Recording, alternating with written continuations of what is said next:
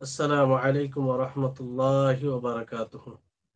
إن الحمد لله نحمده ونستعينه ونستغفر ونعوذ بالله من شرور أنفسنا وسيئات أعمالنا. من يهده الله فلا مضل له ومن يضلله فلا هادي له، وأشهد أن لا إله إلا الله وحده لا شريك له، وأشهد أن محمدا عبده ورسوله. أما بعد، সম্মানিত দর্শকবৃন্দ, সর্বপ্রথম আপনাদের সকলকে আদ-দাওয়াতুল ইসলামিয়া আস-সালাফিয়ার পক্ষ থেকে এই 10 দিন অনলাইন কোর্সে আপনাদের সকলকে স্বাগতম জানাই। আল্লাহ তাবারক ওয়া তাআলার অশেষ দয়ায়, অশেষ কৃপায় আমরা এই গুরুত্বপূর্ণ ক্লাসটি আরম্ভ করতে চলেছি। সবকিছুই আল্লাহ তাবারক ওয়া তাআলার দয়া। আল্লাহ তাআলা যেন আমাদেরকে এই কোর্সটি পরিপূর্ণ করা এবং আমাদের সকলের জন্য লাভজনক করেন, এই কামনা করি আল্লাহ তাবারক ওয়া তাআলার নিকটে। আর আমাদের শেষ নবী নবী করিম মুহাম্মদ সাল্লাল্লাহু আলাইহি ওয়াসাল্লামের প্রতি দরুদ ও সালাম নাজিল হোক, যিনার মাধ্যমে আমরা প্রকৃত ইসলামকে জানতে পেরেছি, কিভাবে ইসলাম বিশুদ্ধ হবে সেটাও আমরা জানতে পেরেছি। আল্লাহুম্মা সাল্লি আলাইহি আল্লাহুম্মা বারিক আলাইহি। সম্মানিত দর্শকবৃন্দ, আজকে এই ইমানের নীতিমালা সমূহের ব্যাখ্যা বিশ্লেষণ যে ক্লাস, তার প্রথম ক্লাস। আজকের ক্লাসে ইনশাআল্লাহ আমরা কয়েকটি বিষয় সম্পর্কে জানব। সেটি হচ্ছে যে আকীদা কি, আকীদা কাকে বলে, এবং আকীদার যে বিভিন্ন নাম রয়েছে, আরো কি কি নামে আকীদা পরিচয় রয়েছে, কি কি নামে আকীদাকে জানা হয়। তারপরে এই আকীদা এর গুরুত্ব কি, আকীদা জানলে আমাদের লাভ কি আছে, সে সম্পর্কে ইনশাআল্লাহ আজকের ক্লাসে আলোচনা হবে, এবং সালাফে সালেহিনদের মানহাজ কি। তারপর আকীদার উৎস কি, কোথা থেকে আমরা আকীদার শিক্ষা অর্জন করব, আকীদা কোথা থেকে গ্রহণ করব, এর উৎস কি, মূল উৎস কি, এবং মানুষের যে ধারণা আছে, কিছু ভুল ধারণা যেগুলোকে উৎস মনে করে, সেটা আদৌ উৎস নয়, সেই বিষয়গুলো আজকের ক্লাসে আহ নিয়ে আসা হবে ইনশাআল্লাহ। সর্বপ্রথম আকীদা কি এটা আমরা জানার চেষ্টা করি। আকীদা এটা আকদ শব্দ থেকে উৎপত্তি, যার অর্থ হচ্ছে, কয়েকটি অর্থ আসে। এর অর্থ একটা হচ্ছে যে কোনো জিনিসকে মজবুত করে বাঁধা, আর রব্ত অশুদ্ধ এর অর্থ আসে। আরেকটি অর্থ হচ্ছে যে তাকিদ, মানে কোনো জিনিসকে গুরুত্ব দেওয়া, তাকিদ। আরেকটি অর্থ হচ্ছে আল মুলাজামা, যে কোনো জিনিসকে ধরে রাখা। আরেকটি অর্থ আসে যে আল আহাদ, আহদ ও পেমান, অর্থাৎ ওয়াদা করা, প্রতিজ্ঞা করা, এরকম অর্থ আসে। এর শাব্দিক অর্থ এগুলো। আর এর পরিভাষায়, আকীদা শরীয়তের পরিভাষায় বলা হয় যে আল্লাহ তাবারক ওয়া তাআলা এবং তার ফেরেশতা, তার রাসূল, তার আসমানি গ্রন্থ এবং ইয়াউমে আখিরাত শেষ দিবসের প্রতি, তারপর ভালো মন্দ ভাগ্যের প্রতি দৃঢ় বিশ্বাস রাখা, এবং কোরআন হাদিস দ্বারা যা প্রমাণিত তার উপরে ঈমান নিয়ে আসা, তাকে সত্য বলে মনে করা, তাতে তাওহীদ আসে, এবং যতগুলো গায়বী বিষয় আছে, অদৃশ্য, যেগুলো আল্লাহ তাআলা ব্যতীত কেউ জানে না, তারপরে মুসলিম হুকমরা, তাদের ব্যাপারে আমাদের কি ধারণা, মুসলিম যেগুলো নেতা রয়েছে রাষ্ট্রীয়ভাবে, তারপরে সাহাবায়ে কেরাম, তাদের ব্যাপারে আমাদের কি ধারণা হবে, আহলে বাইত তাদের ব্যাপারে কি ধারণা হবে, এবং কেরামত যেগুলো বলা হয়, তারপর আহলে বেদাত, যারা বেদাত পন্থী, তাদের ব্যাপারে আমাদের কি ধারণা হবে, এগুলো সব আকীদার মধ্যে আসবে। তারপর আকীদার মধ্যে আপনার নবুয়াতের বিষয় চলে আসবে। তারপর আপনার আহ দ্বীনের মূল বিষয়গুলো সেগুলো আসবে। এই ধরনের বিষয় এই আকীদাতে থাকবে। এক কথায় যখন আকীদা বলা হবে, তো আকীদা এর অর্থ হবে যে মূল বিষয় এর মধ্যে আসবে যে আল্লাহ তাবারক ওয়া তাআলা এবং তার ফেরেশতা, তার রাসূলগণ এবং ইয়াউমে আখিরাত, শেষ দিবস ও ভালো মন্দ ভাগ্যের প্রতি দৃঢ় বিশ্বাস রাখা, দৃঢ় বিশ্বাস রাখা এবং কোরআন হাদিস দ্বারা যা প্রমাণিত হবে সেটার উপরে ঈমান নিয়ে আসা, তাকে সত্য বলে মেনে নেওয়া।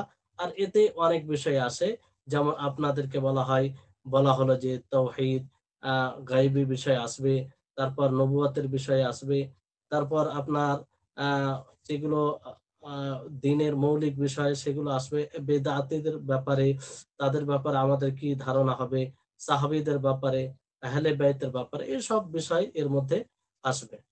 তো এটা হচ্ছে আকীদা, শরীয়তের ভাষায় এটাকে আকীদা বলা হয়। এবার আসুন যে এই আকীদাকে বিভিন্ন নামে জানা যায়। মানে আপনারা অনেক সময় এই আকীদার জায়গায় এই অন্য নাম শুনতে পাবেন, কিন্তু তার অর্থ এটাই হবে যেটা যে অর্থতে আকীদা শব্দটি ব্যবহার হয়। যেমন আকীদার একটি অর্থ, এই আকীদা আপনারা সকলেই জানেন, যেটা পরিচিত নাম। এর জায়গায় আপনার তাওহীদ ব্যবহার হয়। আকীদাকে তাওহীদও বলা হয়, কারণ আকীদার যদি মূল বিষয় হয় তাহলে তাওহীদ হবে। আল্লাহ তাবারক ওয়া তাআলাকে এক বলে মানা এবং তার একত্ববাদকে সাব্যস্ত করা, এটা হচ্ছে মূল। এর গুরুত্ব বেশি হওয়ার কারণে এর নাম তাওহীদ দেওয়া হয়েছে। তো তাওহীদ যখন বলা হবে, তখন মনে করবেন যে এই আকীদাকেই বোঝানো হয়েছে। আর পূর্বে এই তাওহীদ বলে আকীদা শব্দে ব্যবহার করেছেন, আকীদা অর্থে ব্যবহার করেছেন। যেমন আত-তাওহীদ ইবনে খুযাইমা রাহিমাহুল্লাহ, তিনার একটি বই রয়েছে আত-তাওহীদ। সেই তাওহীদ বইয়ে আকীদার বিষয়গুলো তুলে ধরেছেন। তাহলে আকীদার অর্থে তাওহীদ শব্দ ব্যবহার হয়। তারপরে আরেকটি শব্দ আস-সুন্নাহ। সুন্নাহও এই আকীদার অর্থে এই শব্দটি ব্যবহার হয়। যেমন ইমাম আহমদ বিন হাম্বল রাহিমাহুল্লাহর একটি বই রয়েছে আস-সুন্নাহ। আর তিনি তাতে আকীদার যেগুলো বিষয় সেই বিষয়গুলো নিয়ে এসেছেন, সে বিষয় নিয়ে তিনি আলোচনা করেছেন। তারপরে আরেকটি শব্দ যে আশ-শারিআহ, আশ-শারিআহ বলা হয়, আকীদার অর্থে এটা ব্যবহার হয়েছে। যেমন আশ-শারিআহ, আজুররি রাহিমাহুল্লাহ, তিনার বই রয়েছে আশ-শারিআহ বলে। আর তিনি তাতে এই আকীদার বিষয়গুলি নিয়ে এসেছেন। আর আশ-শারিআহ এই বইটিকে আহ আকীদার আকীদা বিষয়ে একটি মূল গ্রন্থ হিসাবে মনে করা হয়, মাসদার মনে করা হয়, উৎস মনে করা হয়। উৎস ইয়ানি অর্থাৎ মানে সেখানে মূল বিষয়গুলো সানাদ সহ বর্ণনা করা হয়েছে। তারপরে আরেকটি শব্দ এর জন্য ব্যবহার হয় আকীদার ক্ষেত্রে, যে ঈমান। ঈমান যখন বলা হবে কোনো বইয়ের নাম ঈমান শুনবেন, কিংবা যখন আকীদার জায়গায় ঈমান শব্দটি ব্যবহার হবে, তখন মনে রাখতে হবে যে ঈমানের অর্থ সেটাই যেটা আকীদার অর্থ, অর্থাৎ আকীদা বলতে যা বুঝায় তা ঈমান বলতেও সেটাই বুঝাবে। এজন্য ঈমান এই নামে বই রয়েছে আবু ওবায়দ আল কাসিম বিন সাল্লামের। আরো বিভিন্ন উলামায়ে কেরামের বই রয়েছে এই নামে। আর সেই বইগুলো আকীদা বিষয়ে। তাহলে ঈমান যখন বলা হবে তখন বুঝে নিতে হবে যে এটা আকীদা। তারপর আরেকটি শব্দ ব্যবহার হয় আপনার উসুলুদ্দিন। উসুলুদ্দিন, যে দ্বীনের মূল জড় শিকড়, উসুলুদ্দিনও ব্যবহার হয় আকীদার ক্ষেত্রে। আর এই নামে বইও রয়েছে, যে উসুলুদ্দিন আব্দুল কাহির বাগদাদি রাহিমাহুল্লাহ, তিনার উসুলুদ্দিন এই নামে বই রয়েছে। আর সেটা আকীদা বিষয়, আকীদার সমস্ত অধিকাংশ বিষয় তাতে তুলে ধরা হয়েছে।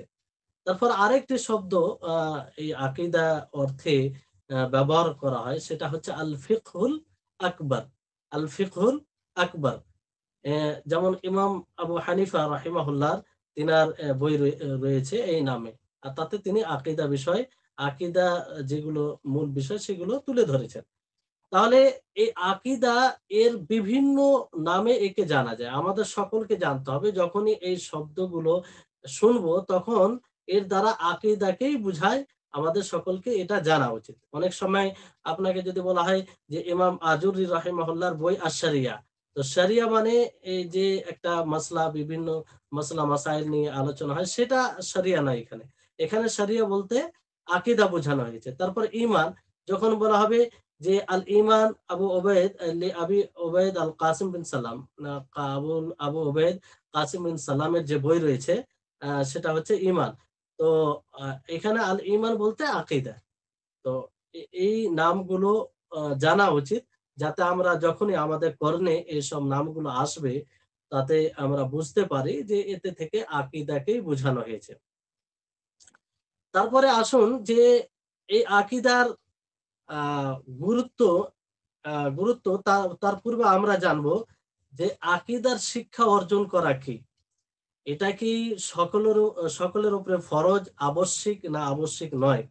এটা আমাদের সকলকে জানতে হবে। কারণ যদি আবশ্যিক হয় তাহলে শিখতেই হবে আমাদেরকে। আর যদি আবশ্যিক না হয় তো শিখাটা ভালো, আ আ না শিখলে গুনাহ হবে না। তো এর হুকুম, এর মান কি শরীয়তে, এটা আমাদের সকলকে জানতে হবে। তো আকীদার শিক্ষা অর্জন করা, এটা বিশেষ করে যে ইসলামের রুকুন রয়েছে, ঈমানের রুকুন সমূহ রয়েছে, সেই সম্পর্কে জ্ঞান অর্জন করা, সেই সম্পর্কে আমাদের সুস্পষ্ট ধারণা থাকা, এটা জরুরি। এই সম্পর্কে আমাদের কোনো উযুর চলবে না। কোনো বাহানা চলবে না যে আল্লাহ তাআলাকে আমরা বলব যে আমরা আলেম ছিলাম না, কিংবা আমরা এই বিষয়ে জ্ঞান অর্জন করিনি, আমরা মূর্খ ছিলাম। এই বলে এই উযর আল্লাহর কাছে চলবে না। কারণ এইগুলো বিষয় এমন বিষয়, যে বিষয় সম্পর্কে সকলকেই জ্ঞান অর্জন করতে হবে। হ্যাঁ? বিশেষ করে যে আল্লাহর আল্লাহর উপরে ঈমান, তার ফারিস্তাগণের প্রতি ঈমান, তার কিতাবসমূহের প্রতি ঈমান, তার রাসূলগণের প্রতি ঈমান, তারপরে ইয়াউমে আখিরাতের প্রতি, শেষ দিবসের প্রতি ঈমান, তারপরে ভালো মন্দ ভাগ্যের প্রতি ঈমান। তো এর এর উপরে আমরা কিভাবে ঈমান নিয়ে আসলে পরিপূর্ণ আমাদের ঈমান হবে, এই সম্পর্কে আমাদের সকলকে আ ভালোভাবে জ্ঞান অর্জন করতেই হবে। এটা ফরজ, এটা আবশ্যিক। এখানে কোনো মানে আ এরকম নাই যে আমাদের কোনো উযুর চলবে। তারপরে এর বাইরে যেগুলো আরো বিষয় রয়েছে, ইসলামের আরো অনেক বিষয় রয়েছে। আ সেগুলো সম্পর্কে জানা, কিংবা আরো বিস্তারিত গভীরভাবে আকীদা সম্পর্কে জ্ঞান অর্জন করা, এটা ফরজে কিফায়া। ফরজে আইন তো নয়, তবে ফরজে কিফায়া। জানলে ভালো, যত জানবে তত ঈমান পোক্তা, ঈমান পরিপক্ক হবে। আর যতটাই ইলমে আমরা কাঁচা থাকবো ততটাই আমাদের ঈমান আ মানে কাঁচা থাকবে। এজন্য ঈমান মজবুত করার জন্য আমাদেরকে যত সম্ভব সম্ভাব্য আমাদেরকে এই আকীদা সম্পর্কে জ্ঞান অর্জন করা উচিত। তাহলে আশা করি আপনারা বুঝতে পারছেন যে আকীদা কোন বিষয়ে কতটা জ্ঞান অর্জন করা জরুরি। যে বিশেষভাবে ঈমানের যে ৬ টি রুকন রয়েছে, ইসলামের যে ৫ টি স্তম্ভ রয়েছে, এই সম্পর্কে আমাদের সকলের সুস্পষ্ট ধারণা থাকবে। এর প্রতি আমরা কিভাবে ঈমান নিয়ে আসলে আমাদের পরিপূর্ণ ঈমান হবে, সেই সম্পর্কে জ্ঞান অর্জন করা সকলকেই জরুরি, সকলের প্রতি ফরজ। কিন্তু এই ছাড়া আরো যে বিভিন্ন বিষয় রয়েছে, তার গভীরভাবে সে সম্পর্কে জ্ঞান অর্জন করা, এটা আ ফরজ তো নয়, তবে অনেক ভালো। এখানে আরেকটি বিষয় আছে যে এই আকীদার গুরুত্ব কি? মানে আমরা যে আকীদার শিক্ষা অর্জন করব, কিংবা আকীদার জ্ঞান অর্জন করব, এর গুরুত্ব কি? অবশ্যই আমাদের সকলকে এর গুরুত্ব বোঝা উচিত। আর আমরা যদি এর গুরুত্ব জানি, তাহলে আমরা এই আকীদার শিক্ষা অর্জনের প্রতি আমরা আগ্রহী হব। যেকোনো জিনিসে যখন আমরা গুরুত্ব বুঝবো, তখন তার প্রতি আমরা আগ্রহী হব। তো এইজন্য সকলকে তার গুরুত্ব এটা বোঝা উচিত। তো আকীদার গুরুত্ব কয়েকটি পয়েন্টে আপনাদেরকে বলবো। কারণ এর আকীদার গুরুত্ব সম্পর্কে, ফজিলত সম্পর্কে যদি বলা যায় তো অনেক লম্বা কয়েকটি ক্লাসের দরকার রয়েছে। তো মূল কয়েকটি জিনিস আপনাদের, কয়েকটি বিষয় তুলে ধরবো যে আকীদার শিক্ষা অর্জন করতে গেলে এর গুরুত্ব কি, এই কয়েকটি পয়েন্টে আমরা বুঝতে পারি। ১ নম্বর হচ্ছে যে এই আকীদার জন্য, বিশুদ্ধ আকীদার জন্য আল্লাহ তাবারক ওয়া তাআলা মানব জাতিকে সৃষ্টি করেছেন। বিশুদ্ধ আকীদার জন্যই আল্লাহ তাবারক ওয়া তাআলা মানব জাতিকে সৃষ্টি করেছেন। যেমন আল্লাহ তাবারক ওয়া তাআলা বলেন, ওয়ামা খালাকতুল জিন্না ওয়াল ইনসা ইল্লা লিয়াবুদুন, যে আমি মানব জাতি, জিন জাতিকে সৃষ্টি করেছি এই জন্য যে তারা আমার ইবাদত করবে। আল্লাহ তাবারক ওয়া তাআলা বলছেন লিওয়াহিদুন, লিয়াবুদুন অর্থাৎ লিওয়াহিদুন, যে তারা আমার একত্ববাদকে সাব্যস্ত করবে, এটা প্রমাণ করবে, এক আল্লাহর জন্য ইবাদত করবে। এটাই তো বিশুদ্ধ আকীদা, যে আমরা একনিষ্ঠভাবে তারই ইবাদত করব। তিনি সমস্ত ইবাদতের উপযুক্ত তাকেই মনে করতে হবে, আর বাকি যাদের ইবাদত করা হয় তাদের অস্বীকার করতে হবে, তাদের বর্জন করতে হবে। এটাই হচ্ছে বিশুদ্ধ আকীদা। তো এই জন্যই আল্লাহ তাবারক ওয়া তাআলা সৃষ্টি করেছেন। তাহলে এবার চিন্তা করুন যে এই বিশুদ্ধ আকীদার শিক্ষা অর্জন করা কতটা জরুরি, কতটা গুরুত্বপূর্ণ, যে আল্লাহ তাবারক ওয়া তাআলা এই উদ্দেশ্যেই আমাদের সকলকে সৃষ্টি করেছেন। এই জন্য আল্লাহ তাবারক ওয়া তাআলার মূল উদ্দেশ্যকে সাব্যস্ত করার জন্য, এটা বাস্তবায়ন করার জন্য আমাদেরকে বিশুদ্ধ আকীদার শিক্ষা অর্জন করতে হবে।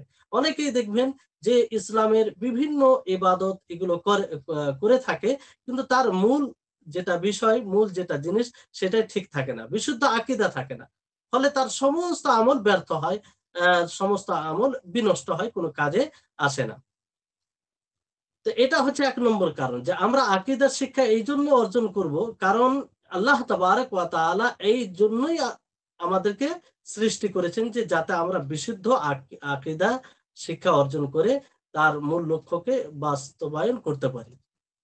দ্বিতীয় কারণ হচ্ছে, দ্বিতীয় যেটা গুরুত্ব বোঝা যায়, যে এই বিশুদ্ধ আকীদার জন্যই আল্লাহ তাবারক ওয়া তাআলা সমস্ত নবীকে প্রেরণ করেছেন, সমস্ত নবী ও রাসূলকে পাঠিয়েছেন এই বিশুদ্ধ আকীদার জন্য, যাতে মানুষ বিশুদ্ধ আকীদা অর্জন করে আল্লাহ তাবারক ওয়া তাআলা যে উদ্দেশ্যে আমাদেরকে সৃষ্টি করেছেন সেটা আমরা সাব্যস্ত করতে পারি।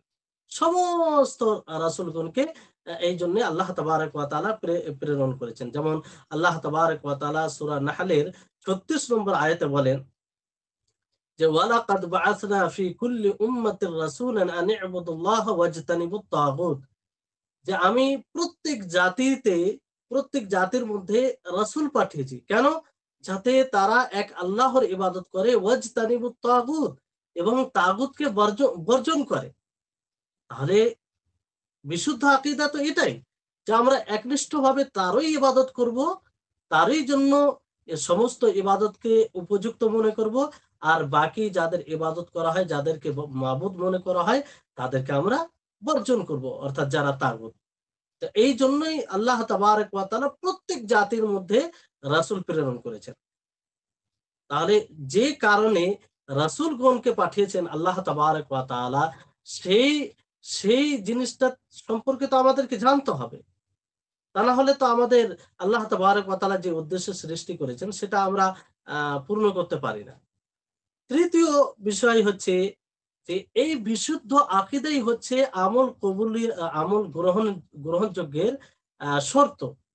অর্থাৎ আমার আপনার আমল গ্রহণযোগ্য তখনই হবে যখন আমাদের বিশুদ্ধ আকীদা হবে, যখন আমাদের ধারণা সঠিক হবে, যখন আমাদের আল্লাহ এবং তার রাসূলগণের প্রতি, তার ফারিস্তাগণের প্রতি, তার কিতাব সমূহের প্রতি, ইয়াউমে আখিরাত, শেষ দিবসের প্রতি, ভালো মন্দ ভাগ্যের প্রতি যথাযথ ভালো সুস্পষ্ট ধারণা থাকবে, যেমন ভাবে তার উপরে ঈমান নিয়ে আসা উচিত, সেইভাবে যখন ঈমান নিয়ে আসবো, তখনই আমাদের আমল গ্রহণযোগ্য হবে। আমরা যা আমল করব আল্লাহ তাবারক ওয়া তাআলার নিকটে সেটা গ্রহণযোগ্য হবে। এর দলিল কি? আল্লাহ তাবারক ওয়া তাআলা সূরা কাহফের ১১০ নম্বর আয়াতে বলেন, কুল ইন্নামা আনা বাশারুম মিসলুকুম ইউহা ইলাইয়া আন্নামা ইলাহুকুম ইলাহুন ওয়াহিদ ফামান কানা ইয়ারজু লিকাআ রাব্বিহি ফালইআমাল আমালান সালিহান ওয়া লা ইউশরিক বিইবাদাতি রাব্বিহি আহাদা। যে হে নবী, আপনি বলে দিন, ইন্নামা আনা বাশারুম মিসলুকুম, আমি তোমাদের মতোই মানুষ। ইউহা ইলাইয়া, আমার উপরে ওহী অবতীর্ণ করা হয়। আন্নামা ইলাহুকুম, যে তোমাদের ইলাহ, তোমাদের মাবুদ এক মাবুদ। ফামান কানা ইয়ারজু লিকাআ রাব্বিহি ফালইআমাল আমালান সালিহা, যে তার রবের সাথে সাক্ষাতের আশা করবে, আশাবাদী হবে, ফালইআমাল আমালান সালিহা, সে যেন সৎ কর্ম করে, ওয়ালা ইউশরিক বিইবাদাতি রাব্বিহি আহাদা, আর তার ইবাদতের সাথে, তার রবের ইবাদতের সাথে কাউকে শরীক না করে। তাহলে এখানে সুস্পষ্ট ধারণা, আকীদার কথা বলা হয়েছে যে সর্বপ্রথম রসুলের ব্যাপারে কি ধারণা রাখতে হবে, যে রসুল তিনি একজন মানুষ, আমাদের মতো মানুষ ছিলেন, কিন্তু পার্থক্য কি, যে ওনার উপরে ওহী অবতীর্ণ করা হয়েছে, তিনাকে সম্মানিত করা হয়েছে, আর যে আমাদেরকে তারই ইবাদত করতে হবে। তার রবের সাথে না, আল্লাহর সাথে যদি আমরা প্রকৃত সাক্ষাতের আগ্রহী হই, তাহলে তারই ইবাদত করতে হবে এবং তার ইবাদতের সাথে কাউকে শরীক করা যাবে না, কাউকে শরীক করা যাবে না। তো এটা হচ্ছে মানে এখানে আল্লাহ তাবারক ওয়া তাআলা এইভাবে বলেছেন যে ফামান কানা ইয়ারজু লিকা রাব্বিহি, যে রবের সাথে সাক্ষাতের আশাবাদী হবে, সে যেন সৎ আমল করে এবং তার ইবাদতের সাথে কাউকে শরীক না করে। তাহলে সৎ কর্ম করা এবং তার ইবাদতের সাথে কাউকে শরীক না করা, এটা আমল কবুলিয়তের শর্ত। এই না হলে আমাদের ইবাদত, আমরা যদি ইবাদত করি আর কাউকে শরীক করি আল্লাহর ইবাদতের সাথে, তাহলে আমাদের ইবাদত গ্রহণযোগ্য হবে না। দ্বিতীয় কথা হচ্ছে যে সৎ আমল তখনই হবে যখন আমরা আমাদের আমলে দুটি বিষয় থাকবে। এক হচ্ছে যে আল্লাহর জন্য আমরা ইবাদত করব, দ্বিতীয় হচ্ছে যে নবী করিম মুহাম্মদ সাল্লাল্লাহু আলাইহি সাল্লামের পদ্ধতি অনুযায়ী ইবাদত করব, তখনই সৎ কর্ম হবে। তাহলে এখান থেকে এটা স্পষ্ট হচ্ছে যে বিশুদ্ধ আকীদাই আমল গ্রহণযোগ্যের শর্ত। তারপরে এই বিশুদ্ধ আকীদা, এটার উপরে ভিত্তি করে কি রয়েছে, শান্তি রয়েছে। কি রয়েছে? শান্তি, নিরাপত্তা রয়েছে। আল্লাহ তাবারক ওয়া তাআলা সূরা বাকারার 112 নম্বর আয়াতে বলেন, বালা মান আসলামা ওয়াজহাহু লিল্লাহি ওয়া হুয়া মুহসিনুন ফালাহু আজরুহু ইনদা রাব্বিহি ওয়া লা খাউফুন আলাইহিম ওয়া লা হুম ইয়াহজানুন, যে নিজেকে আল্লাহর জন্য সুপুর্দ করে দেয়, আল্লাহর জন্য সুপুর্দ করে দেয়, ওয়া হুয়া মুহসিনুন, আর সে মুহসিন থাকে। মুহসিন অর্থাৎ নবীর সুন্নাত অনুযায়ী সে জীবন যাপন করে।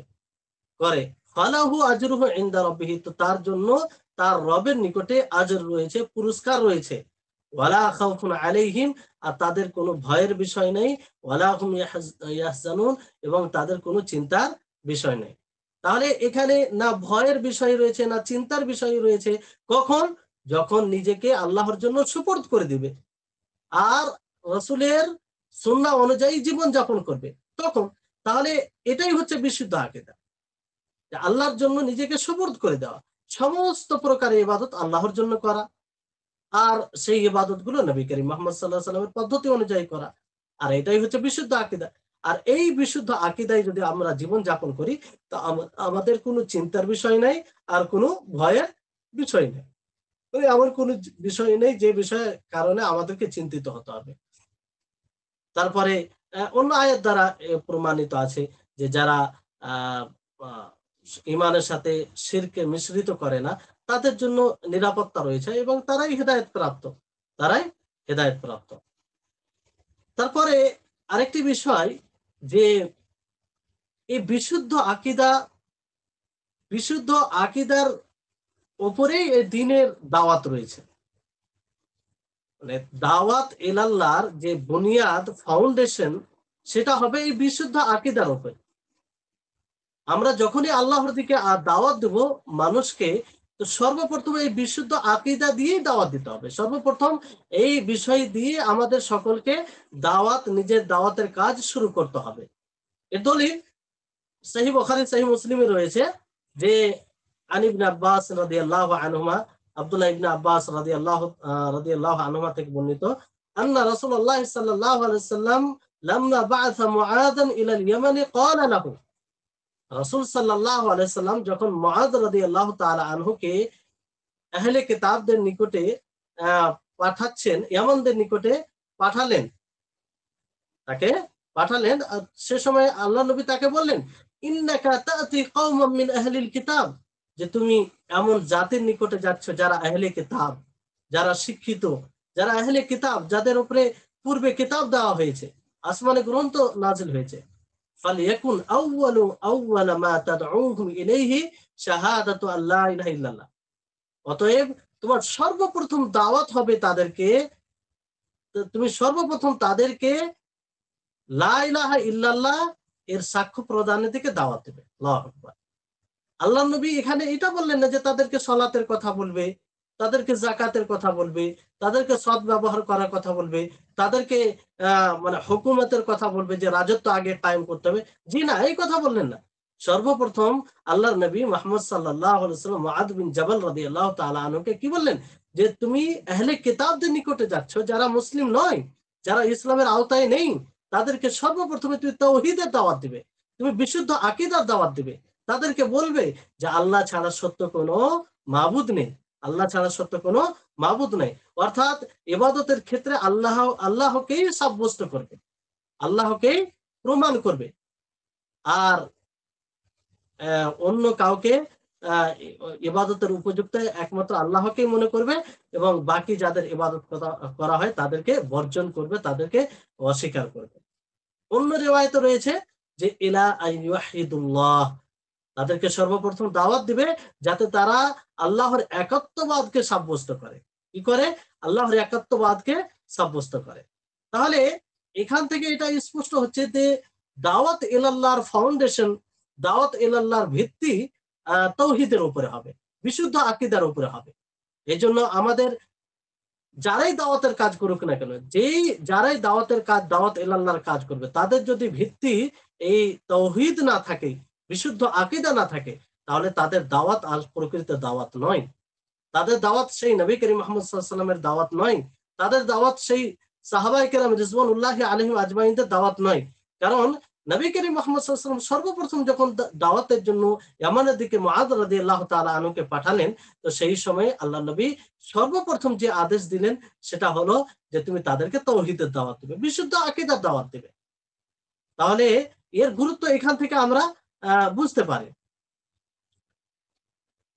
এবার আসুন, হ্যাঁ, এখানে একটা বিষয় রয়েছে যে এই আকীদার বিষয়টা এতই গুরুত্বপূর্ণ যে আমাদের বাচ্চাদের, সন্তানদের লালন পালন এর উপরে হওয়া উচিত, এবং অন্যদেরকে যখন দাওয়াত দেব সেই দাওয়াতের কথাবার্তায় আমাদের এটা ফুটে ওঠা উচিত যে বাচন ভঙ্গিতে, বাচনে, বাক্যালাপে এই কথাটা স্পষ্ট হওয়া উচিত যে আকীদায়ে তাওহীদ, অর্থাৎ বিশুদ্ধ আকীদা হচ্ছে মূল বিষয়। বিশুদ্ধ আকীদা যদি থাকে তাহলে ইবাদত গ্রহণযোগ্য হবে, আর যদি না থাকে তাহলে গ্রহণযোগ্য হবে না। নবী করিম মুহাম্মদ সাল্লাল্লাহু আলাইহি ওয়াসাল্লামের দাওয়াতের পরিপূর্ণ জীবন এটাই প্রমাণ করে। অনেক ক্ষেত্রে দেখবেন যে আমরা মানুষকে দাওয়াত দিই সলাতের দাওয়াত দিই, এবং তাকে বলি যে সলাত পড়তে হবে, সলাত ফরজ করেছেন আল্লাহ তাআলা, এবং সলাত বিষয়ে আল্লাহ তাআলা পরীক্ষা সর্বপ্রথম প্রশ্ন করবেন। এই সলাত বিষয়ে সর্বপ্রথম আল্লাহ তাআলা প্রশ্ন করবেন। তো বিষয়টি হচ্ছে যে যদি এই জায়গায় আমরা সর্বপ্রথম তাদেরকে আকীদার ধারণাটা দিই, আকীদার সুস্পষ্ট আমরা ধারণা দিই যে আকীদা, বিশুদ্ধ আকীদা যদি থাকে তাহলে আমাদের ইবাদত গ্রহণযোগ্য হবে, নচেত ইবাদত গ্রহণযোগ্য হবে না। অনেক সময় আমরা বলি যে সালাত পড়লেই যথেষ্ট, অথচ তার আকীদা বিশুদ্ধ থাকে না, তার সঠিক মতো তাওহীদের জ্ঞান থাকে না। আল্লাহ তাবারক ওয়া তাআলা কি উদ্দেশ্যে আম্বিয়া কিরাম আলাইহিস সালামকে এই দুনিয়াতে প্রেরণ করেছেন তার স্পষ্ট ধারণা থাকে না। যে সালাত নিজের জায়গায় তার গুরুত্ব আছে, তার ফজিলত আছে, সালাত বিষয়ে কিয়ামতের হাসরের মাঠে সর্বপ্রথম প্রশ্ন করা হবে। কিন্তু কেউ যদি আকীদা বিশুদ্ধ না করে সালাত পড়ে, তাহলে কি তার সালাত গ্রহণযোগ্য হবে? হবে না। এই কারণে মানুষের তারবিয়ত এইভাবে করতে হবে, নিজের সন্তানদের এইভাবে লালন পালন করতে হবে যে তাদেরকে বলতে হবে যে আগে আমাদের আকীদা বিশুদ্ধ করতে হবে, সুস্পষ্ট ধারণা থাকবে। ইমানের যে 6টি রুকন রয়েছে, 6টি স্তম্ভ রয়েছে, তার ব্যাপারে সুস্পষ্ট ধারণা থাকবে। আল্লাহর উপরে আমরা কিভাবে ঈমান নিয়ে আসবো, রাসূলগণের প্রতি, তার ফেরেশতাগণের প্রতি, তার আসমানি গ্রন্থের প্রতি, তারপর ইয়াউমে আখিরাত, শেষ দিবসের প্রতি, ভালো মন্দের ভাগ্যের প্রতি। তো এগুলো এগুলো দিয়ে লালন পালন করতে হবে। তারপরে বলতে হবে যে সলাৎ এটা ফরজ, সলাৎ এমন একটি ইবাদত যে তাওহীদের পরে পরে সলাতের স্থান রয়েছে। সলাৎ যদি কেউ না পড়ে তার বাকি আমল গ্রহণযোগ্য হবে না। এবং কি সলাৎ যারা ত্যাগ করে, অনেক ওলামায়ে কেরাম বলেছেন যে সলাৎ ত্যাগকারী কাফের। তাহলে এইভাবে বুঝাতে লালন পালন যাতে এটা হয়, মানে মূল এটা বুঝাতে হবে যে আমাদের সবকিছু আমল নির্ভর করে, সেই সলাৎ হোক, জাকাত হোক, সাদকা খায়রাত হোক, কিংবা যে কোনো ইবাদত হোক না কেন, সবগুলোই নির্ভর করে কার উপরে? আমাদের বিশুদ্ধ আকীদার উপরে। বিশুদ্ধ আকীদা যদি থাকে তাহলে সেটা গ্রহণযোগ্য হবে, আর যদি না থাকে সেটা গ্রহণযোগ্য হবে না, যেটা আপনারা শুনলেন। এবার আসুন যে আমরা এই আকীদা কোথা থেকে শিক্ষা নেব, এর উৎস কি, মাসদার যাকে বলা হয়, যে আমরা কোন জায়গা থেকে আকীদা নিব, এই সম্পর্কে আমাদেরকে সকলকে জানতে হবে। তার কারণ হচ্ছে যে যে কোনো জায়গা থেকে আমরা তো এই আকীদা শিক্ষা নিতে পারি না, এর উৎস আছে। দ্বীনে ইসলাম পরিপূর্ণ কমপ্লিট, আমরা কোথা থেকে আকীদার শিক্ষা নেব এটাও বলা হয়েছে। তো সর্বপ্রথম যেটা এর মাসদার অথবা উৎস বলা যেতে পারে সেটা হচ্ছে কোরআনুল কারীম। কোরআনুল কারীম থেকে আমাদেরকে আকীদার শিক্ষা নিতে হবে, এখান থেকে আমরা আকীদার শিক্ষা নিতে পারি। এর দলিল কি? আল্লাহ তাবারক ওয়া তাআলা বলেন যে ইত্তাবিউ মা উনজিলা ইলাইকুম মির রাব্বিকুম ওয়া লা তাত্তাবিউ মিন দুনিহি আউলিয়া কালিলাম মা তাযাক্কারুন।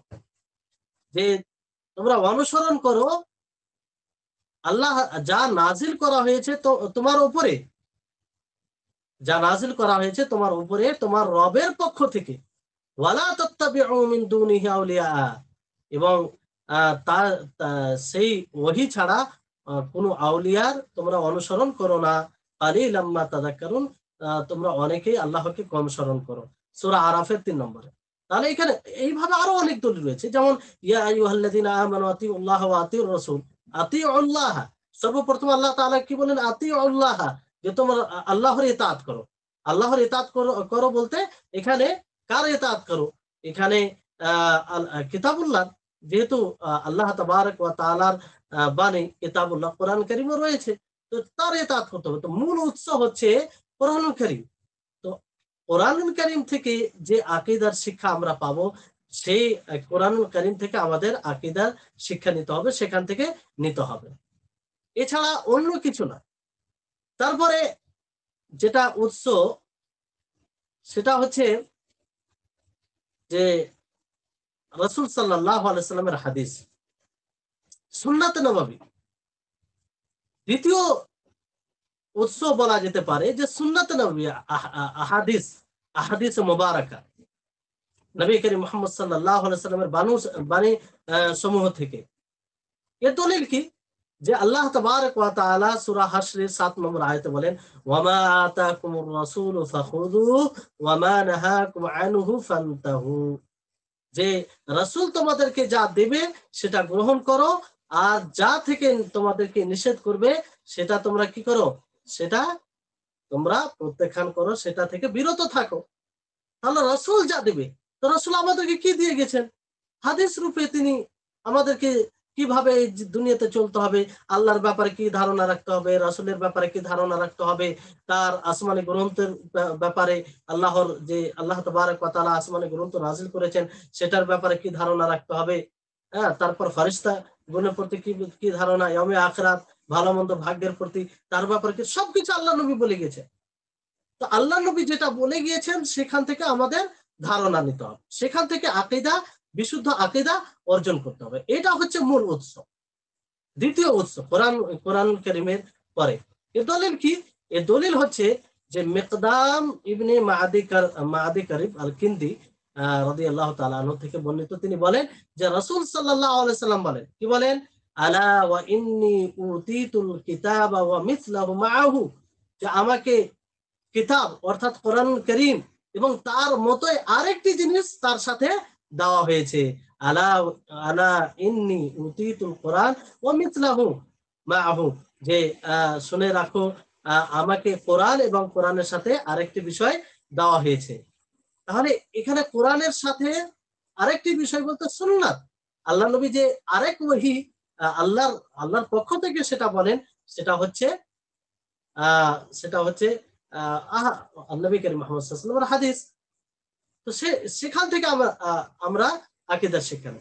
আর আল্লাহ নবী দ্বীনি বিষয়ে যা কিছু বলেছেন তিনি নিজ পক্ষ থেকে বলেননি। ওয়ামা ইয়ানতিকু আনিল হাওয়া ইন হুয়া ইল্লা ওয়াহয়ুহা, যে আল্লাহ নবী যা কিছু বলেন আল্লাহর পক্ষ থেকে বলেন, ওহী যে ব্যাপারে করা হয় সেই ব্যাপারে তিনি বলেন। তাই হচ্ছে, তাহলে দ্বিতীয় উৎস হচ্ছে যে হাদিস। এখানে একটি বিষয়, যে হাদিসটা আপনাদেরকে বললাম, সেই হাদিসটি আপনার মুসনাদে আহমদে রয়েছে, হাদিস নম্বর 16722, যে আয়াতটি বলা হলো ওমা ইয়ানতিকু আনিল হাওয়া ইন হুয়া ইল্লা ওয়াহয়ুহা, সূরা নাজমের এইটি আয়াত। এখানে একটি বিষয় আছে যে অনেকেই এই আকীদা বিষয়ে হাদিসের মধ্যে পার্থক্য করে, মানে হাদিস দুই ধরনের হয়, আরো প্রকার অন্য দিক দিয়ে রয়েছে, কিন্তু দুই ধরনের, যে যে যে বিষয়টা আপনাদেরকে বোঝাতে চাইছি, যে সেটা হলো দুই ধরনের হাদিস। একটা হচ্ছে মুতাওয়াতির। মুতাওয়াতির হাদিস, সেই হাদিসগুলোকে বলা হয় যে এত বেশি রাবী বর্ণনাকারী বর্ণনা করেন যে তাকে মিথ্যা বলা কিংবা মিথ্যা মনে করা কিংবা সন্দেহ পোষণ করা সম্ভবই নয়, অধিক রাবী তাকে বর্ণনা করেছেন, এটাকে মুতাওয়াতির বলা হয়। আর আহাদ বলা হয় যে অত রাবী বর্ণনা করবেন না, কম থাকবে, আর মানে বর্ণনাকারী কম থাকবে। দুটোই হাদিস সঠিক, তবে মুতাওয়াতির যেটা উঁচু পর্যায়ে সহিহ, তো দুটোই হাদিস আকীদার ক্ষেত্রে গ্রহণযোগ্য। অনেকেই বলে যে আকীদার ক্ষেত্রে শুধু মুতাওয়াতির হাদিসকে নেওয়া হবে আর আহাদ হাদিসকে নেওয়া হবে না, না, এটা ঠিক নয়। তার কারণ যখনই সঠিক সূত্র দ্বারা, বিশুদ্ধ সূত্র দ্বারা কোন হাদিস প্রমাণিত হয়ে যাবে যে এটা নবী করিম মুহাম্মদ সাল্লাল্লাহু আলাইহি ওয়াসাল্লামের হাদিস, তাহলে সেটা গ্রহণযোগ্য, সেটা আমলের যোগ্য, সেটা হুজ্জত, সেটা আহাদও হতে পারে অথবা মুতাওয়াতিরও হতে পারে, তাতে কোনো পার্থক্য পড়বে না আমলের দিক দিয়ে। তাহলে এখানে যারা পার্থক্য করে তাদের এই পার্থক্য করাটা সঠিক না। এইভাবেই তারা অনেক আহাদ হাদিসকে আকীদার ক্ষেত্রে অনেক অভ্রষ্ট লোক তারা মানেনি, অস্বীকার করেছে, কিংবা সেটা তাবিল করে আর সেটা গুরুত্ব দেয়। তৃতীয় যেটা উৎস, সেটা হচ্ছে যে ইজমা। ইজমা এর অর্থ হচ্ছে যে বিষয়ে সকলেই সম্মতি দিবেন, গ্রহণযোগ্য যারা রয়েছে সকলেই সেই বিষয়ে সম্মতি দিবেন, কেউ কিছু তার বিরুদ্ধে বলবেন না। এটাও একটা দলিল। কোনো বিষয়ে যদি শরীয়তে এটা থাকে আর কেউ কিছু না বলে, তাহলে সেটাই ইজমা। তাহলে সেখান থেকেও আকীদা নেওয়া যেতে পারে। যেমন আপনার এর দলিল কি? এর দলিল হচ্ছে আল্লাহ তাবারক ওয়া তাআলা সূরা নিসার 115 নম্বর আয়াতে বলেন, ওয়ামান ইউশাকিকির রাসূলা মিন বা'দি মা তাবায়্যানা লাহুল হুদা ওয়া ইয়াত্তাবি' গায়রা সাবিলিল মুমিনিনা নুআল্লিহি মা তাওয়াল্লা ওয়া নুসলিহি জাহান্নাম ওয়া সাআত মাসীরা। আল্লাহ তাআলা বলেন যে ব্যক্তি হেদায়েত সুস্পষ্ট হওয়ার পরে কি করে? রাসূলের বিরুদ্ধাচারণ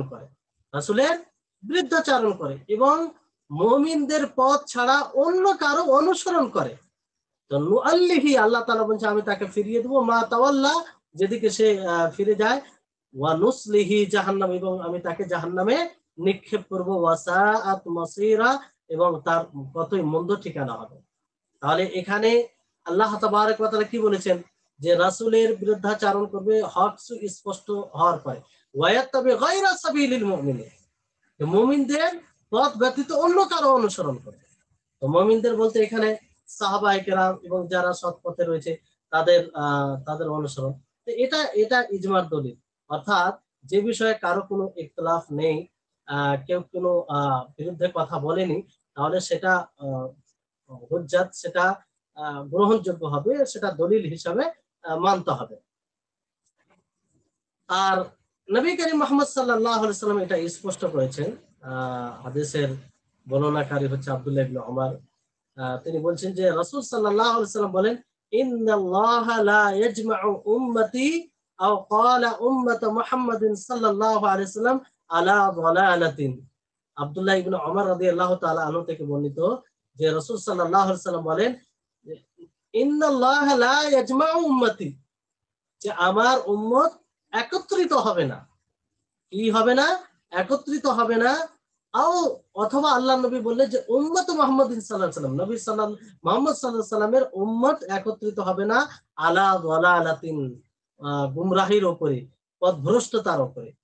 অর্থাৎ এটা কিয়ামত পর্যন্ত কখনো হবে না যে উম্মতের সকলেই পথভ্রষ্টের প্রতি একত্রিত হবে, সকলেই তাতে সম্মতি দিবে। এটা কোনোদিন হতে পারে না। হকের একটা দল থাকবে, হকপন্থীর একটা দল থাকবে, যারা কখনো জালালাতকে, গুমরাহিকে, পথভ্রষ্টতাকে মেনে নেবে না, তারা তার বিরোধিতা করবে। তো কোনো বিষয়ে যদি সকলেই চুপ থাকে, সকলেই সম্মতি দেয়, তাহলে মানতে হবে যে সেটা সঠিক, কারণ আল্লাহ নবী কথা কখনো মিথ্যা হতে পারে না। তাহলে এখান থেকে বোঝা যাচ্ছে যে ইজমা, অর্থাৎ যে বিষয়ে সকলের সম্মতি, সে বিষয়ে সেটা ইজমা, সেটা দলিল হিসেবে গ্রহণ করতে হবে। এই হাদিসটি সুনানে তিরমিজি 2167। তাহলে এই হচ্ছে, তাহলে তিনটি উৎস আপনাদেরকে বলা হলো, আশা করি আপনারা মনে রাখবেন। 1 নম্বর হচ্ছে আল কোরআনুল কারীম, তা থেকে দলিল দেওয়া হয়েছে। 2 নম্বর হচ্ছে আহাদিস মুবারাকা, নবী করিম মুহাম্মদ সাল্লাল্লাহু আলাইহি ওয়াসাল্লামের হাদিস সমূহ, তা থেকে দলিল দেওয়া হয়েছে। এবং 3 নম্বর হচ্ছে ইজমা, সেটারও দলিল দেওয়া হয়েছে।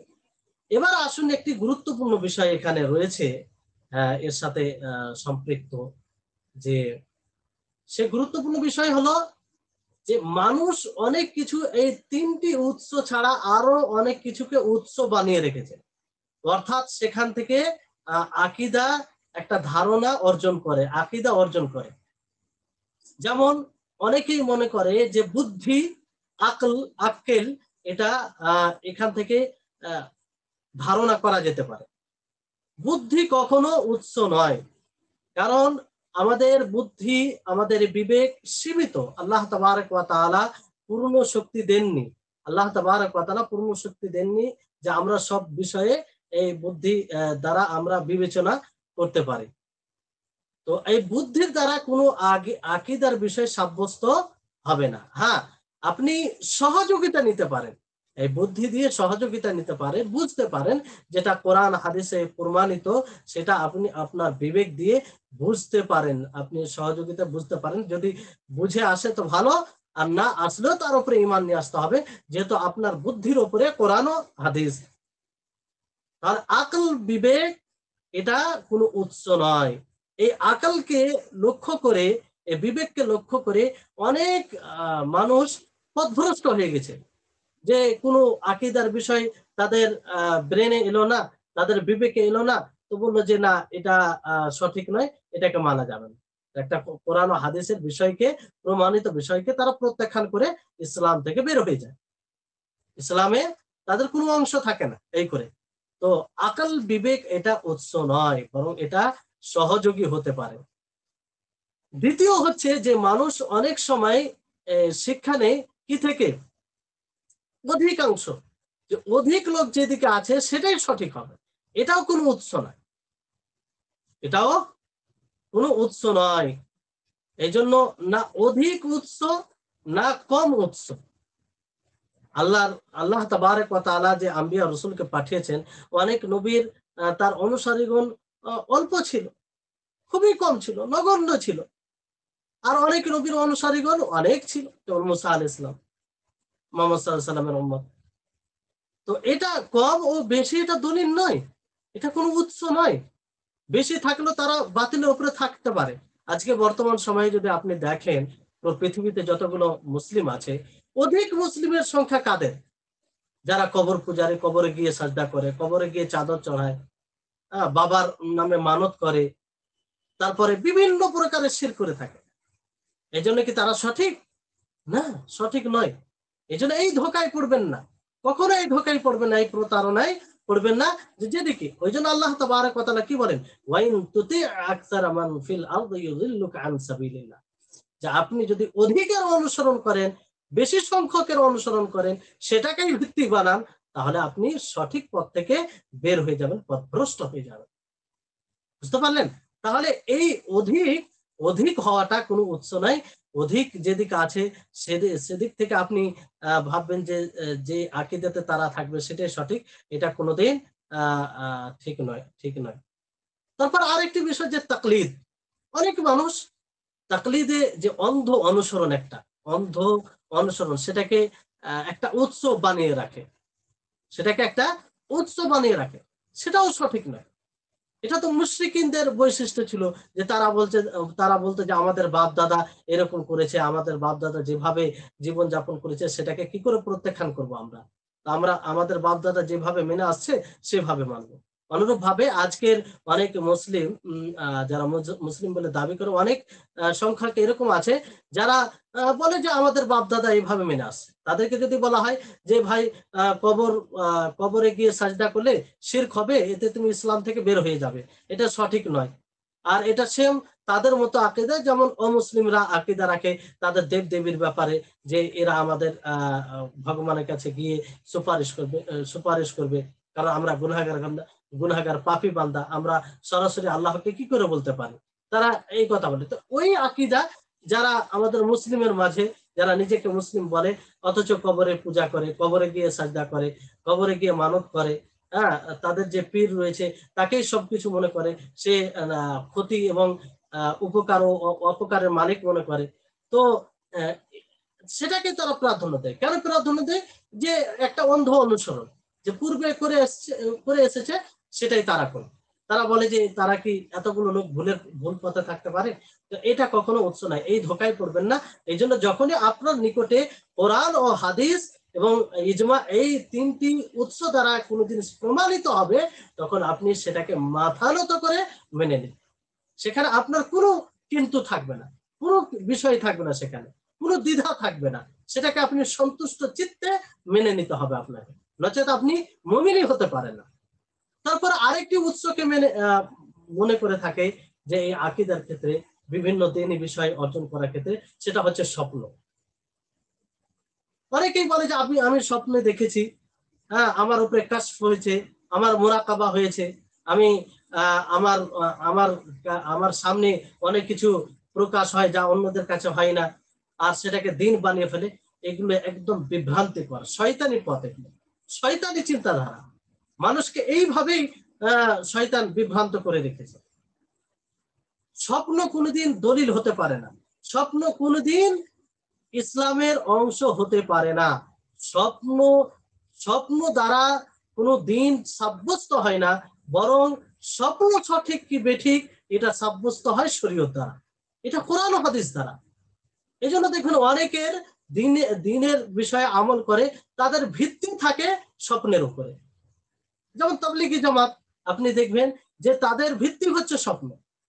তাদের যে পদ্ধতি, সে পদ্ধতি তারা পেয়েছে, এক স্বপ্নে দেখেছে যে এইভাবে তাবলীগ করতে হবে, তাই তারা তাবলীগ শুরু করে দিয়েছে, একদম চলছে সেই সময় থেকে আজ পর্যন্ত, এবং তার প্রচার প্রসার খুব মানে বড় আকারে হচ্ছে, যেটাকে মানুষ দিন মনে করছে। কত বড় এটা পথভ্রষ্টতা! কোনোদিন স্বপ্ন এটা দিন হতে পারে না, স্বপ্ন থেকে কোনো দিন সাব্যস্ত হয় না, বরং স্বপ্ন সঠিক কি বেঠিক এটা শরীয়ত দ্বারা প্রমাণিত হয়। তাহলে আশা করি আপনারা এই বিষয়টি বুঝতে পেরেছেন, যে এক তো তিনটি মূল উৎস আমরা আকীদা কোথা থেকে অর্জন করব, আর বাকি যে মানুষ, অনেক মানুষ উৎস বানিয়ে রাখে বিবেককে, অধিক অংশকে, তারপর অন্ধ অনুসরণ এবং স্বপ্নকে, এগুলো সব যার ব্যাপারে বিশেষভাবে বলা হলো, আপনারা আশা করি বুঝতে পেরেছেন। তাহলে এই আকীদা একটা মানে গুরুত্বপূর্ণ বিষয়, এই বিষয়টিকে হালকা ভাবে নিলে হবে না। আপনারা পূর্বের আলোচনা থেকে বুঝতে পেরেছেন, আশা করি অনুভব করছেন আপনারা। কারণ এই বিশুদ্ধ আকীদার জন্যই আল্লাহ তাবারক ওয়া তাআলা মানব জাতিকে সৃষ্টি করেছেন।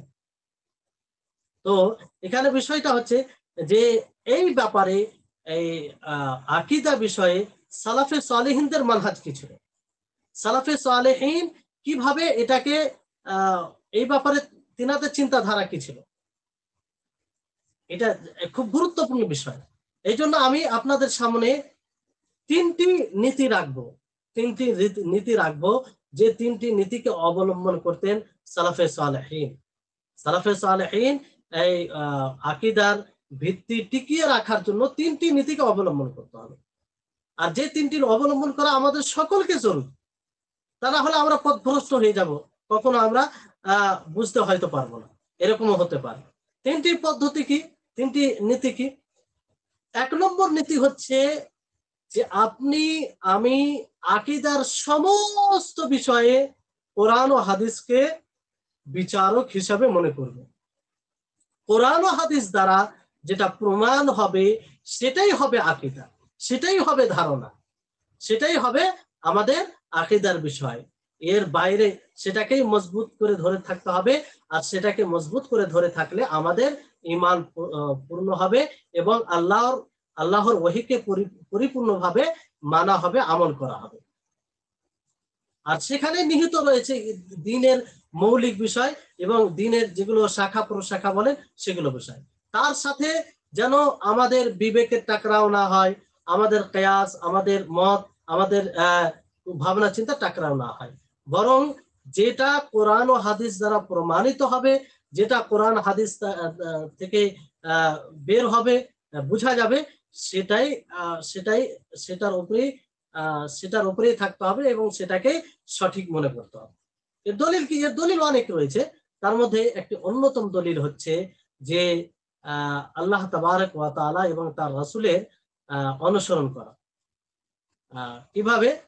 যে আল্লাহ তাবারক ওয়া তাআলা বলেন, ইয়া আইয়ুহাল্লাযীনা আমানু আতিউল্লাহ ওয়া আতিউর রাসূলা ওয়া উলিল আমরি মিনকুম ফাইন তানাযাআতুম ফি শাইইন ফারুদ্দুহু ইলাল্লাহি ওয়ার রাসূল ইন কুনতুম তু'মিনুনা বিল্লাহি ওয়াল ইয়াউমিল আখির যালিকা খায়রুন ওয়া আহসানু তা'ওয়িলা। যে হে মুমিনগণ, তোমরা আল্লাহ এবং রাসূলের অনুসরণ করো, অনুগত্য করো, আল্লাহর অনুসরণ করো, তারপর রাসূলের অনুসরণ করো, ওয়া উলিল আমরি মিনকুম, তারপর উলিল আমর বলা। তো এখানে প্রথম আল্লাহ তাআলা কি বলেন? যে তোমরা আল্লাহর অনুসরণ করো, অর্থাৎ কিতাবুল্লাহর অনুসরণ করো, রাসূলের অনুসরণ করো, অর্থাৎ হাদিসে রাসূলের তোমরা অনুসরণ অনুগত্য করো। তাহলে এখান থেকে কি বোঝা যাচ্ছে? যে যদি কোরআন ও হাদিস দ্বারা কোনো জিনিস প্রমাণিত হয়ে যায় তাহলে সেটাই হবে শেষ সিদ্ধান্ত, অর্থাৎ সেটাই হবে সঠিক, তার উপরেই থাকতে হবে। কারণ ইয়া আইয়ুহাল্লাযীনা আমানু আতিউল্লাহ ওয়া আতিউর রাসূল, যে তোমরা আল্লাহ এবং তার রাসূলের অনুসরণ করো। তাহলে সর্বপ্রথম যে কোনো বিষয়ে আমাদের মাঝে দ্বিমত হবে, কিংবা যে কোনো বিষয়ে আমরা সর্বপ্রথম কোন দিকে ফিরে যাব? কিতাবুল্লাহ দিকে ফিরে যাব, অর্থাৎ কোরআনুল কারীমে। তারপর রাসূলের দিকে ফিরে যাব।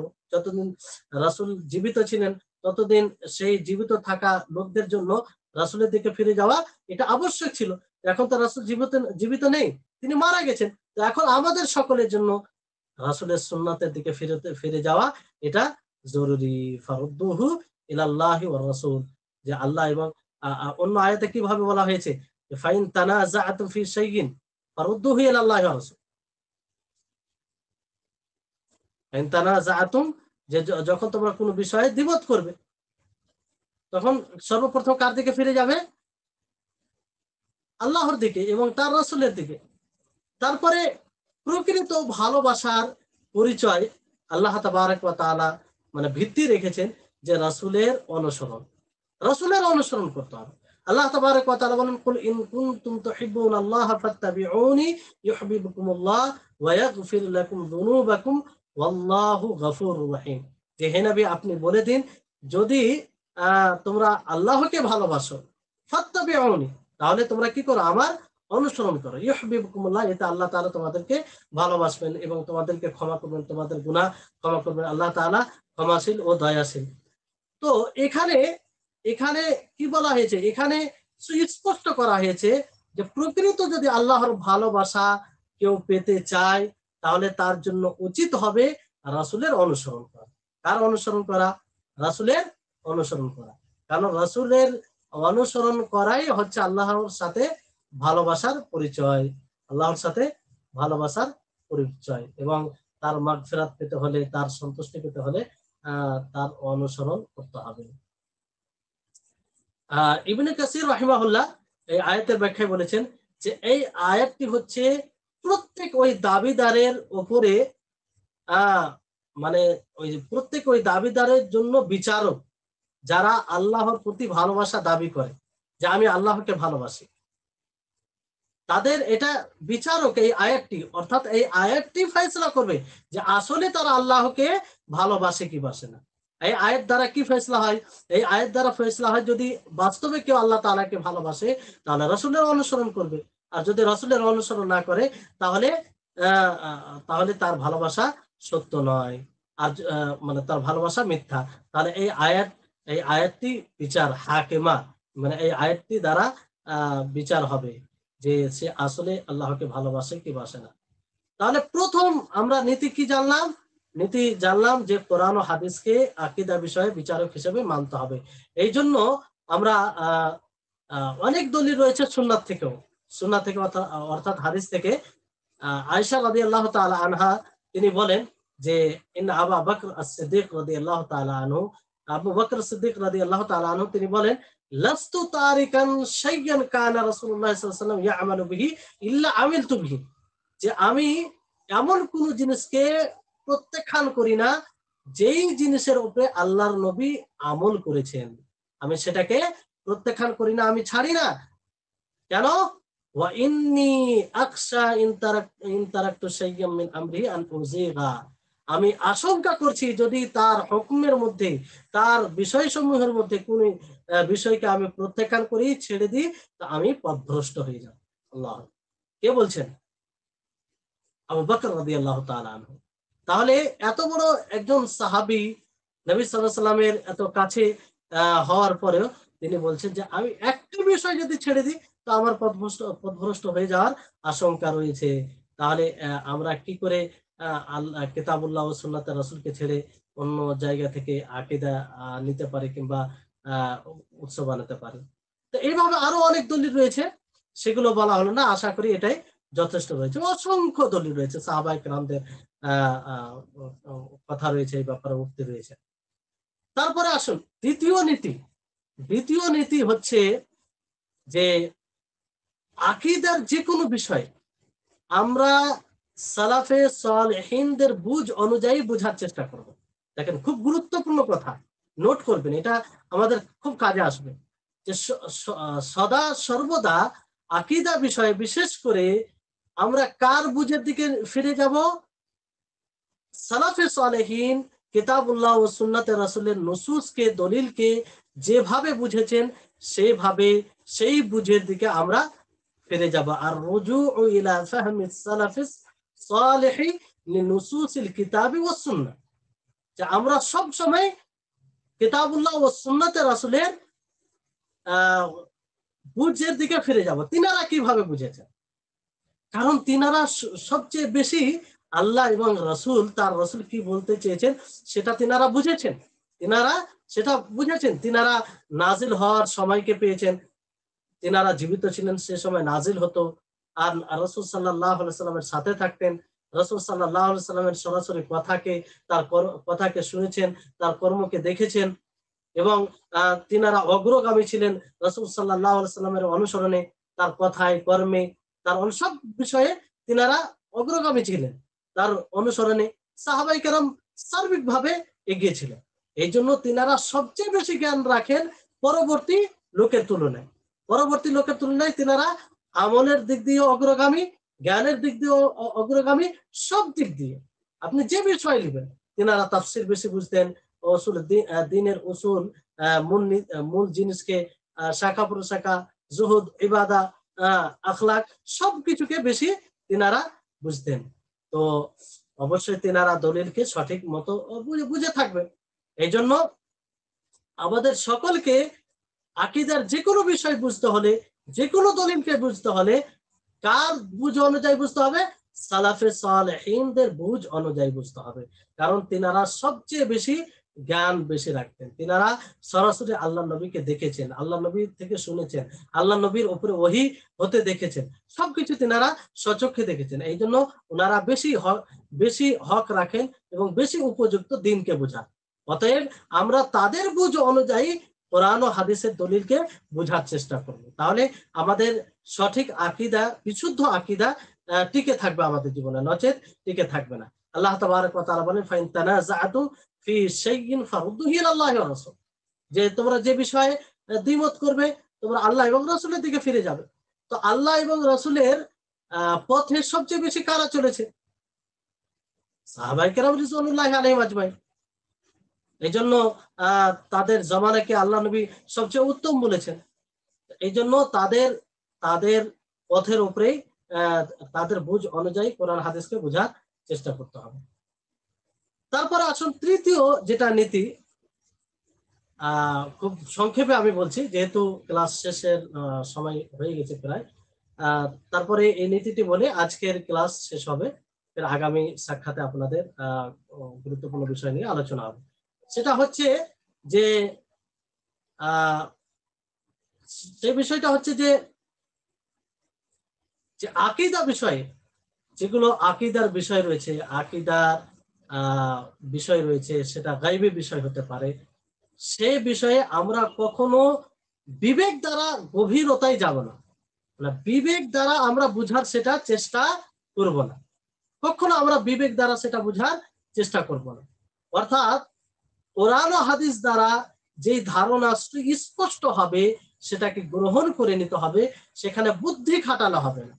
বুদ্ধি বিবেক দিয়ে সেটাকে ওজন করলে হবে না। সালাফে সালেহিন তিনারা কখনো বিবেক দিয়ে ওজন করেন। হ্যাঁ, একটা বুদ্ধির দায়িত্ব আছে, বুদ্ধির একটা মানে তার ডিউটি, তার দায়িত্ব রয়েছে, অথবা বুদ্ধির একটা সীমা রয়েছে। অবশ্যই বুদ্ধি বিবেক দিয়ে কিছু ভাবনা চিন্তা করবে, যেটা স্বাভাবিক। যেমন আল্লাহ তাবারক ওয়া তাআলা নিজেই ভাবনা চিন্তার কথা বলেন, বিবেক দ্বারা মানুষ ভাববে, চিন্তা করবে।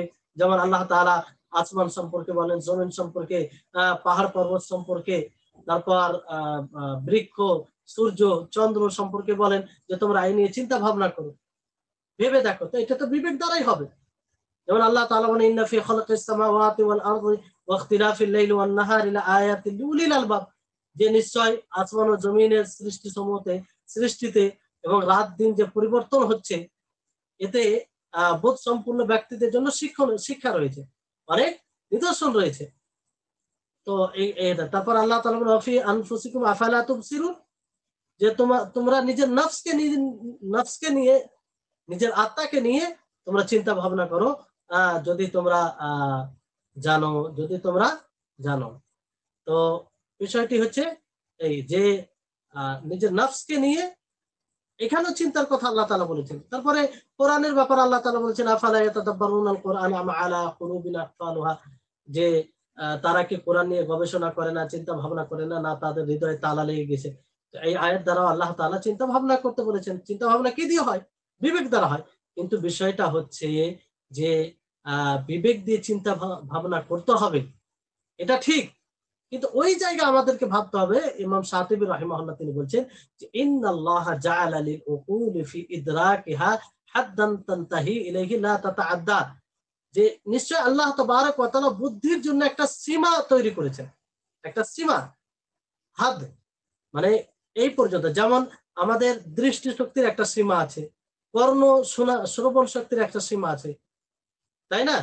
তারপরে যে আমরা শুনি সেটার একটা সীমা রয়েছে। আমরা দৃষ্টিশক্তি কত দূর দেখতে পাই, যতদূর আমাদের দৃষ্টিতে থাকে ততদূর, যতদূর আমাদের পাওয়ার আছে ততদূর, তার বেশি তো দেখতে পাই না। আমি এক শহর থেকে অন্য শহরের জিনিস তো দেখতে পাই না, তার একটা সীমা আছে, তার সীমার উপরে আমরা তার কিছু করতে পারি। অনুরূপ ভাবে বুদ্ধিরও একটা সীমা আছে। এই বুদ্ধি দিয়ে, বিবেক দিয়ে আমরা সবকিছু চিন্তা ভাবনা করতে পারি, সবকিছু সিদ্ধান্ত নিতে পারি না।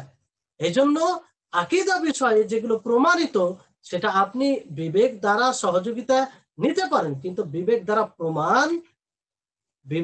বিবেক দ্বারা আপনি সেটাকে ওজন করতে পারেন। অনেক বিষয় আছে যে বিবেক সেই পর্যন্ত পৌঁছাতে পারে না। তো তার সীমা যতটুকু রয়েছে ততটুকুই থাকবে, তার উপরে আমরা যেতে পারি না। যেমন আল্লাহ তাবারক ওয়া তাআলার আসমা ও সিফাত রয়েছে, সিফাত অনেকগুলো সিফাত রয়েছে, সেখানে যদি আমরা বুদ্ধি খাটাই, বিবেক লাগাই, তো আমরা অনেক সময় পথভ্রষ্ট হয়ে যাব। আর হয়েছে অনেকেই পথভ্রষ্ট, অনেকেই পথভ্রষ্ট হয়েছে নিজের বিবেক লাগাতে গিয়ে, নিজের বিবেক ব্যবহার করতে গিয়ে পথভ্রষ্ট হয়েছে, সঠিক পথ থেকে তারা বের হয়ে গেছে। এবং প্রমাণিত জিনিসের, কোরআন হাদিস দ্বারা যেটা প্রমাণিত, তার তাবিল করে ফেলেছে, তার বাতিল, সেটাকে বাতিল ভাবে বলেছে, অনেক কিছু অস্বীকার করে ফেলেছে, অনেক কিছুর অস্বীকার করে ফেলেছে বিবেক দ্বারা ভাবতে গিয়ে, বিবেককে প্রাধান্য দিতে গিয়ে।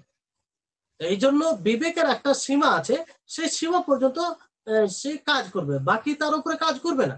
আর আকীদার বিষয়গুলো, প্রায় বিষয় যতগুলো রয়েছে গায়বী বিষয়, সমস্ত বিষয় আমাদের বুদ্ধির বাইরে, বুদ্ধির বাইরে, আমরা সেটা বিবেক দিয়ে বিবেচনা করতে পারি না। আমাদের এটাই বিবেক সম্পূর্ণ হবে যে কোরআন হাদিসে প্রমাণিত এটা, এই জন্য আমরা ঈমান আনছি। বিবেক আমাদের এটাই বলবে যেহেতু আল্লাহ তাবারক ওয়া তাআলার কিতাব দ্বারা প্রমাণিত, রাসূলের হাদিস দ্বারা প্রমাণিত সঠিক সূত্রে, তাহলে সেটার উপরে ঈমান আনছি, এতটাই।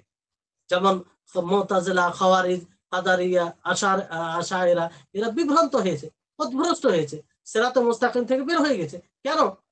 এই কারণে যে তারা আকীদার বিষয়ে বিশেষ করে তারা বিবেক, মানে বিবেক দিয়ে সেটা ভাবতে শুরু করে। আখিরাতের যে পুলসিরাত রয়েছে, মিজান রয়েছে, জান্নাত না জান্নাত জাহান্নাম রয়েছে, সেগুলো ব্যাপারে তারা বিবেক দ্বারা ভাবনা চিন্তা করতে লাগলো।